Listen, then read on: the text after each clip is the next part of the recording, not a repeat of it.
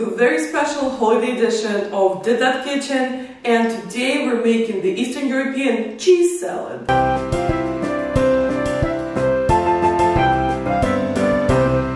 So you guys, this is basically a yearly tradition at this point, but I love New Year's Eve. It's probably my favorite holiday, and again, says a lot about how I'm Eastern European. As you guys might know, for a lot of Eastern European countries, especially the post-Soviet ones, for this exact reason, New Year's is way more of an important holiday than Christmas is, and that's kind of what it is for us. Last year I made the traditional French turned Russian salad, and this year I'm making the cheese salad. It really evokes the salads that aren't really salads vibe. But, you know, for Eastern Europeans, mayo is the reason for the season. Most of the holiday salads or finger foods are gonna involve mayo in one shape or another. And I've actually talked about it before, how there aren't many things that I miss about home, but mayo is one of them. Mayo in Eastern Europe is actually way different, and last year I had American mayo to work with. This year I have Spanish mayo with also a bit of a twist that we're gonna talk about a little later. But is it a salad? The cheese salad, it's called a salad, and the rest is up to you to decide. It can be served on its own, or again on top of a slice of tomato or a slice of bread. So if it's easier for you, if it's easier on you to see it as a spread, then so be it. Let's call it a spread, but I call it a cheese salad. Also, it definitely varies from household to household, and you know, the kinds of cheeses that people make them out of. And also apparently some people call it the squirrel salad. I have no idea why.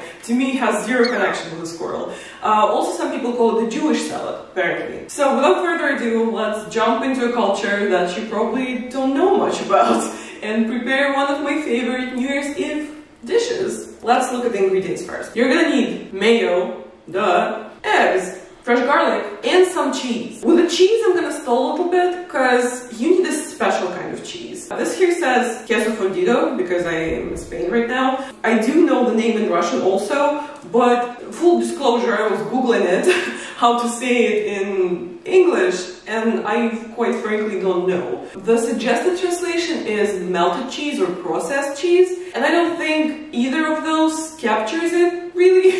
Another suggestion was cream cheese, which no, it's most definitely not cream cheese. It's like a creamy, soft, processed cheese. And back in Eastern Europe, we have them in blocks as well as triangles, but here I only found triangles, so we're gonna work through this together. But wow, I didn't realize that it might not even be a thing, English-speaking realm. Some people do make it, the salad I mean, out of hard cheese, which to me, even imagining that does not sound nice at all. So, you know, I'm gonna stick to my guns, I'm gonna stick to what I know. With mayo also, I'm using vegan mayo for no particular reason other than that 1/3 of my household is vegan. The salad is obviously not vegan. It's vegetarian, but it's not vegan. It has eggs, it has cheese, but you know, this is the mayo that I have on hand. You should use your favorite mayo, you know, whichever mayo evokes an emotional response, that's the mayo you gotta use, because, you know, the salad is about love of mayo. A lot of peeling is gonna be involved, and a lot of grating. You actually need a grater for this recipe. Like, I usually don't go over, you know, utensils or kitchen gadgets during the discussion of ingredients like that, but for this recipe you need a grater. You're not going to be able to do without a grater at all. I'm also going to be using a garlic press, but you know, that's not mandatory. You could actually even dice the garlic. It's funny because back home when we talk about cooking the dishes for New Year's Eve, you don't even say make the salads, you say cut the salads or chop the salads, because with Eastern European New Year's salads there's just so much chopping, or in this case grating involved. Like, you're not as much mixing ingredients as much as you're prepping them. The prep is the bigger part of the process, and then you just throw it all together, drown it in mayo and go with it. So there's gonna be a lot of peeling involved in this and a lot of grating. So let's jump into it. First, I made 4 eggs. I hard boiled them. Make sure it's a nice hard boil, because I love jelly yolk as much as the next guy, but for this recipe it's definitely not going to work. Also, definitely make sure to put them into ice water when you're done boiling them, because that way you're gonna have way less trouble peeling them. That's a life hack that actually works. Also, you know, goes without saying, make sure your hands are clean, make sure you wash your hands, make sure your station is clean. That just goes without saying. But that's just me trying to fill the awkward silence while I peel my eggs. As for the ratio, I would probably say it's 1:1 eggs to cheese. So kind of just eyeball it in terms of volume, I guess. Maybe a little more cheese, a little less egg, maybe a little more egg if you can't find the proper cheese, like I was struggling to. So, you know, it's a matter of preference, but they do call it the cheese salad for a reason. So definitely gonna stick to a substantial amount of cheese. Also, I know that Americans are actually familiar with the idea of an egg salad. And it's so funny how an egg salad or a potato salad are such a normal thing to you guys, but when it just goes a little bit off the rails, then suddenly it's this weird ethnic food. The last year's salad that I made for this kind of video, the Olivier, which I'm gonna insert a card somewhere. I'm gonna put the link in the video description if you want to check it out. If you still have some holiday cheer in you, to also look at that one. I was saying how it's pretty much a mix across between an egg salad and a potato salad, but again, for some reason, when it's put together like that, you guys don't get it. That's the most important thing. My hands are dirty. Covered in food, not dirty, okay? The eggs have been peeled, it is time to grate. I'm actually using my snazzy new grater from Zwilling, the German company. I've been having grater problems, I'm not gonna lie. Graters just haven't been good to me. I've had one go rusty, I've had another be so dull that it took me like 15 minutes to grate one cucumber for tzatziki. So I got this new one from the brand that I just mentioned. I'm excited to try it because it's very high tech, and you know, you could like keep this thing in and you could grate your stuff into it, and then you remove it and put it right in the bowl like that, which is super fun. So that's exactly what I'm gonna do. We're gonna grate our eggs. I was gonna say painstakingly, but that's definitely not the most painstaking part of this. I predict the most painstaking part would be maybe not even grating the cheese, even though, you know, the cheese is gonna be way more sticky than the eggs. But I predict the most painstaking part is gonna be unwrapping all the cheese from its individual triangles, because as I said, back at home I would usually get them in blocks, which would, you know, reduce the unwrapping time a lot. So I'm not looking forward to unwrapping about 20 individual triangles of cheese, but that's what we're here for. Honestly, I'm not even kidding, because usually on New Year's Eve day morning, how do you even say that?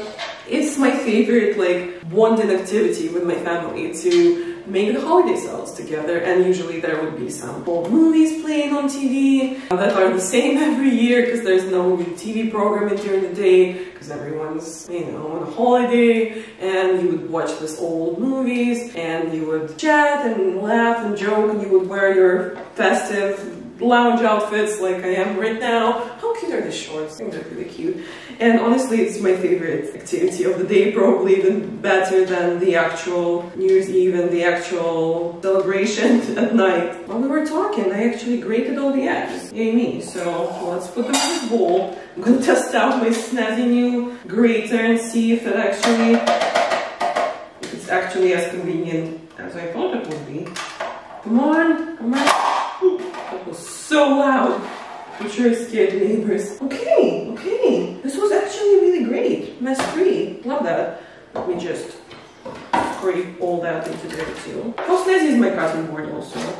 So far I've got a nice bowl of eggs. A nice bowl of grated eggs. How nice is that? I'm not gonna clean off the grater that much because we're actually gonna do the same thing with the cheese. So, you know, it's all gonna mix in with the eggs anyways. How do I open the thing? There's like a string here. I can't grab it with my nails. Come here. Come here. It's really not doing it. Come on. I cannot imagine how this would make it easier to open it. This is literally like a red string. That's impossible to grab. Are you gonna open?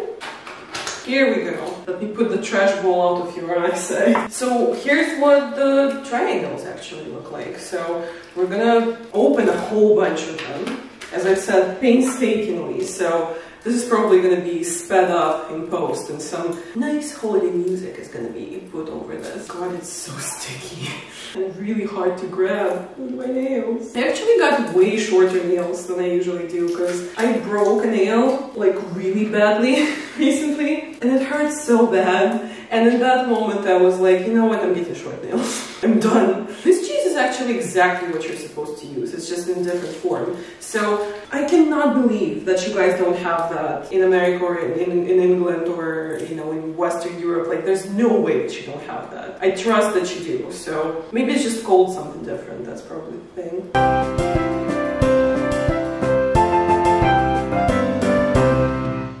So we have a nice little pile of cheese here. I decided to stop here and not do the whole package. The whole package contains 24 triangles, but as it said, kind of eyeball it so that it's the same volume as the egg, and if anything we can always add more. And now it's time to grate. I'm not excited for this part because they're so sticky. Make sure they're well refrigerated, because if not, they're gonna be even more sticky and you're gonna have even less fun grating them. Obviously, as it said, they're soft, so it's not like they're resistant much, it's more that they're sticky and creamy. And I think the cheese that I always used for this was harder than that. Like, it didn't mush up like that. So, you know, if it's a better grating cheese, good for you. I'm glad you're having a better time if you're making this, but you know, obviously if you're going for, as I said, melted cheese, quote unquote, or processed cheese, you can't expect it to remain completely intact. It's not a hard cheese, so it's not a bad thing if it mushes up just a little. The grating is more so for making it homogeneous and giving it some kind of shape, because even though it looks like I'm just mushing it against the grater right now, it's actually gonna hold its grated shape better in the cellar. So let's also speed through grating the cheese. This grater is definitely sharp. I'm glad it is. Let's just get it out of the way. This one is sharp. I'm actually thinking of actually removing that little attachment thing and just grating it into the bowl. I feel like that would be less messy. Let me wash my hands. How do I get all this cheese off myself? All this cheese! Let me try and figure this out. See, it's actually pretty intact. See, that's good. That's nice. But as I said, I'm just gonna grate it right into the bowl, because that's gonna make way less mess. Let me remove the spoon also. No, it's been buried under the cheese.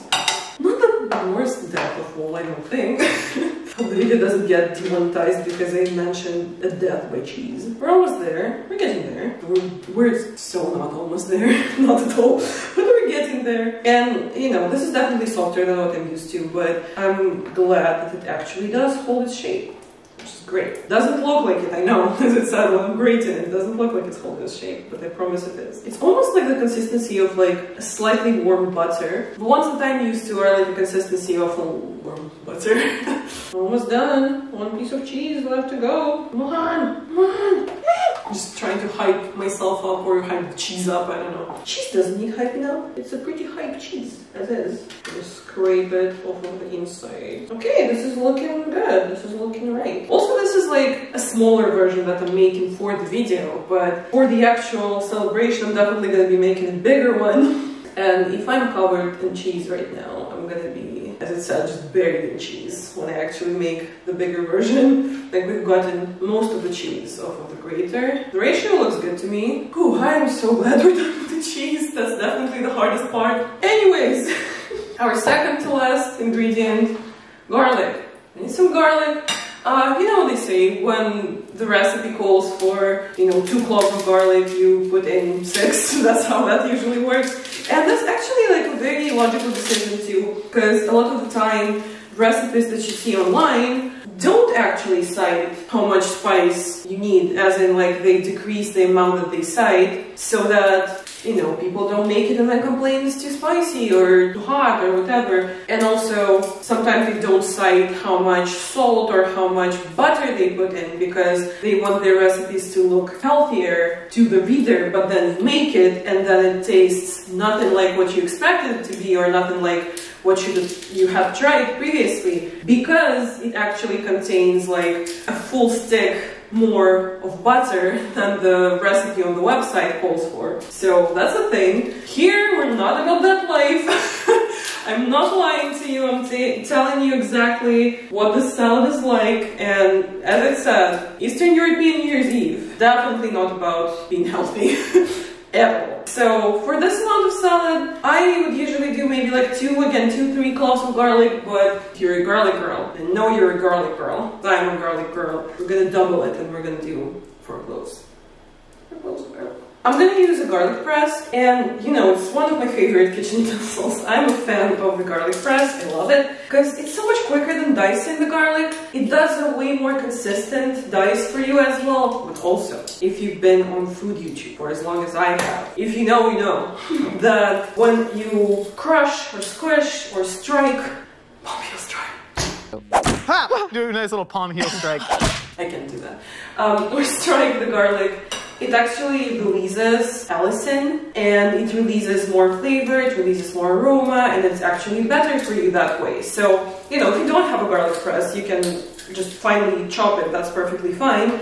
But if there's one kitchen utensil that you buy in 2023, I advise that it is a garlic press. It's honestly life-changing, as I said, saves so much time, but also it's such a different food experience than diced garlic. I'm not a fan of diced garlic at all. And another thing that I've learned this year, actually, is that the smaller you dice the garlic for your dish, the more garlic flavor you get. So, say if you're, you know, baking potatoes and you add like full or several full cloves of garlic, you're gonna get way less garlic flavor slash aroma than if you were to chop it or slice it. But also if you were to press it or really finely dice it, you would get even more garlic flavor. So that was really interesting to learn. I'm gonna mix it up before we introduce mayo into the mix, because mayo is gonna stick everything together, and it's, you know, already sticky as is. But we're gonna try and incorporate garlic as best we can,